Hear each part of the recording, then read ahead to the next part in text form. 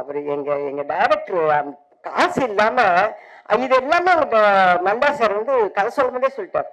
ஐயா வந்து அப்படியே ஏறி வருவாரு, ஏறி வந்து உட்காருவாரு, நீங்க சமையல் பண்றீங்க, இதெல்லாம் என்கிட்ட என்ன கதையில சொன்னாரோ அது அத்தனையும் அவர் எடுத்தாருங்க. அப்படியே ஃப்ரேம் டு ஃப்ரேம் அப்படியே எடுத்தார்.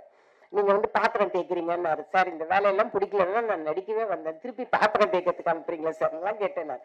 அதே மாதிரி உட்கார வச்சு பாத்திரம் எல்லாம் தேய்க்க வச்சு அந்த பொண்ணு வந்து சூசைட் பண்ணிக்க எல்லாமே என்கிட்ட கதையில என்ன சொன்னாரோ அத்தனையும் இருந்தது.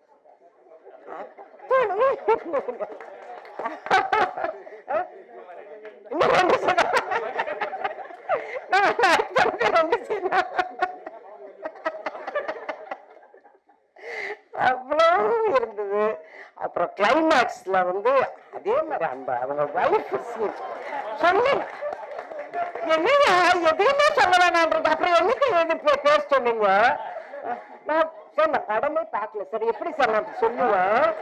நான் அவர் கதை சொன்னதை வச்சு நான் கதை சொல்றேன் சார். நான்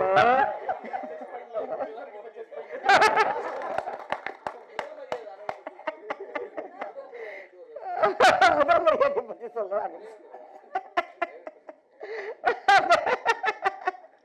முதல் மரியாதை ஞாபகத்திலே வரலங்க சார். இப்போ எனக்கு